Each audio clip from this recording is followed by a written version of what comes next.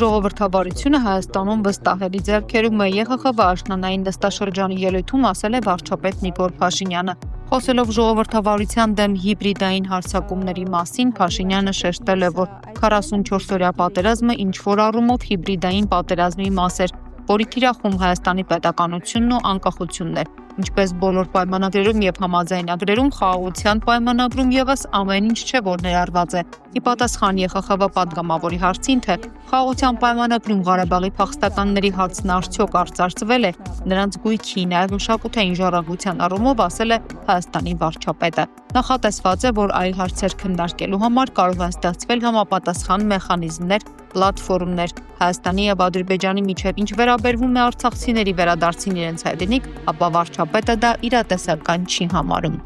Եվ մեր ընկալումը այն է, որ մեր եւ միջազգային հանրության աջակցությամբ Ղարաբաղի փախստական մեր հայրենակիցները պետք է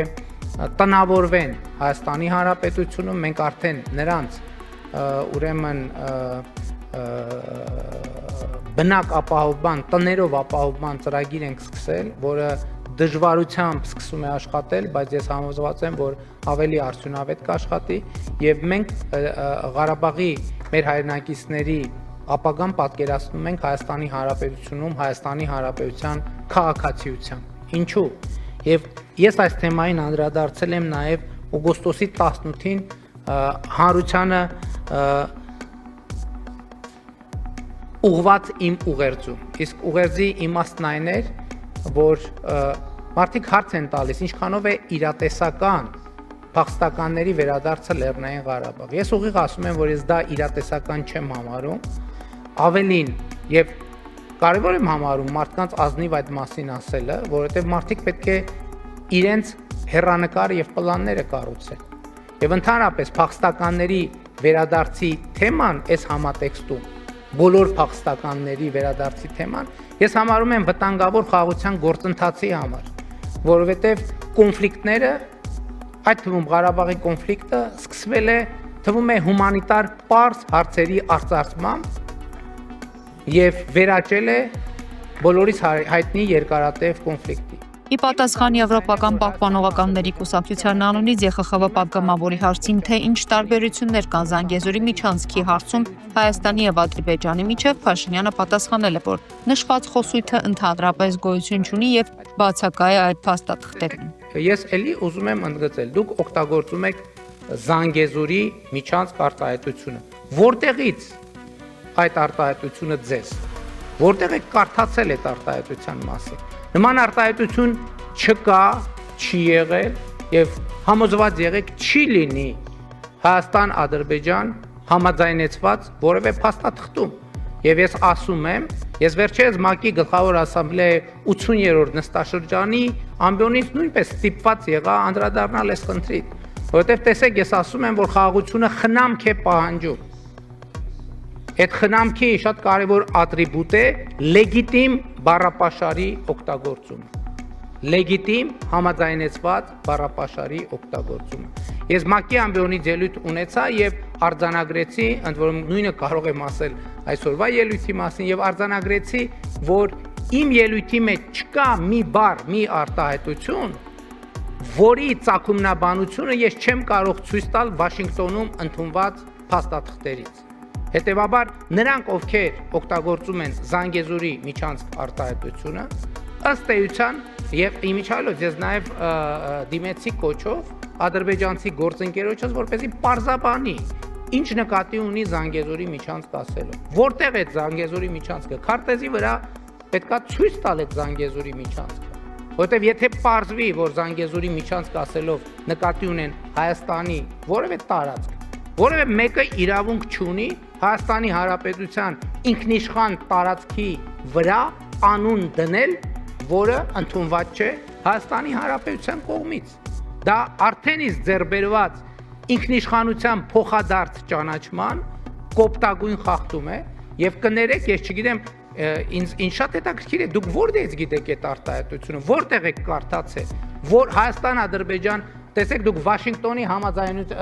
համաձայնությունների մասին եք խոսում, բայց օգտագործում եք բառապաշար, որ Վաշինգտոնի որևէ թղթի մեջ չկա, ընդհանրապես չի եղել եւ ավելին վնաս է բերում խաղաղության գործընթացին, որովհետեւ ուղիղ կերպով խախտում է պայմանավորվածությունները եւ դուրս է օգտագործվող լեգիտիմ բառապաշարից։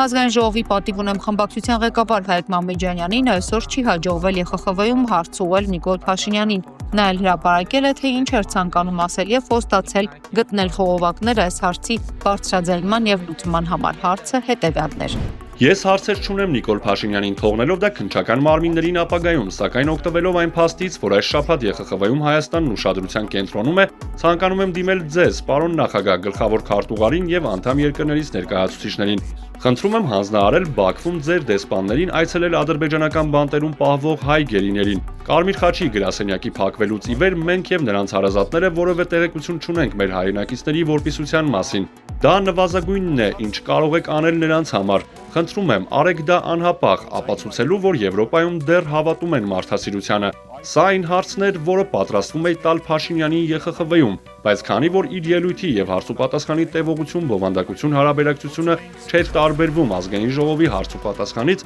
գրանցված падգամավորներից ոչ մեկին հարցի իրավունք չտրվեց։ Հայաստանի արտգործնախարար Արադ Միրզոյանը եւ ՆԱՏՕ-ի գլխավոր քարտուղարի տեղակալ Ռադմիլա Շեկերինսկան քննարկել են Թրամփի ուղի ծրագիրը։ Վարշավայի անվտանգության ֆորումի շրջանակում կայացած հանդիպմանը նրանք խոսել են տարածաշրջանում խաղաղության հաստատման գործում Վաշինգտոնյան համաձայնությունների կարևորության եւ Թրամփի ուղի հանուն միջազգային խաղաղության եւ արգավաճման հաղորդակցության ծրագրի իրականացման շուրջ։ Միրզոյանը եւ Շեկերինսկան քննարկել են նաեւ Հայաստանի եւ ռազմական դաշինքի միջև փոխգործընկերության ընդլայնման հնարավորությունները, ընդգծելով առավել հավակ նոտորագարքի ձևավորման հարցում առկա հետաքրքրությունը։ Տարածաշրջանում հաղորդակցությունների ապաշրջափակման հարցերը պետք է դիտարկվեն հաշվի առնելով Հայաստանի անդամակցությունը Եվրասիական տնտեսական միությանը, նաև հայ-իրանական սահմանին ռուս ամենապահների ներկայությունը կարգավորող փաստաթղթերը։ Սյունիքի մարտ կատարած այցի ժամանակ Սյունյաց երկիր թերթին տված հարցազրույցում ասել է Հայաստան ու Ռուսաստանի դեսպան Սերգեյ Կոպերկինը։ Նրա խոսքով ռուսական կողմը բաց է քննարկման համար ինչպես հայ գործընկերների, այնպես էլ այլ շահագրգիռ պետությունների, այդ թվում Իրանի հետ։ Այսպես կոչված Թրամփի ուղու վերաբերյալ Մոսկվայի դիրքորոշումը կորոշվի նախագծի իրականացման մեկնարկից հետո։ Առայժմ աշխատանքները միայն նախնական փուլում են։ Ռուսական ռազմական ներկայությունը շարունակում է մնալ Հայաստանի անվտանգության համակարգի առանցքային տարր եւ տարածաշրջանային կայունության կարևոր գործոն։ Դրա հետ մեկտեղ ռուս զինվորականները տարածաշրջանում որևէ մեկին չեն սպառնում։ Մենք կարևորում ենք երկխոսությունը 3 գումարած 3 հարթակում, որը միավորում է Հարավային Կովկասի երկրներն ու նրանց հարևաններին։ Մոտ ժամանակներս Հայաստանն ու Ադրբեջանը պետք է համաձայնեցնեն, թե նրանցից ով է ընդունելու հաջորդ հանդիպումն այս ձևաչափով, արտգործնախարարների մակարդակով։ Ռուսաստանը Հարավային Կովկասից տարանջատելն ի սկզբանե անիմաստ է։ Դա անհնար է անել աշխարհագրության, համատեղ պատմությանը եւ բազմատեսակ կապերի շնորհիվ։ Այնուամենայնիվ առանձին արտաքին խաղացողներ նման անհեթեթ գաղափարներ են արտահայտում, միայն մերկացնելով սեփական ձգտումներն ու տարածաշրջանային իրողությունների թույլ ընկալումը։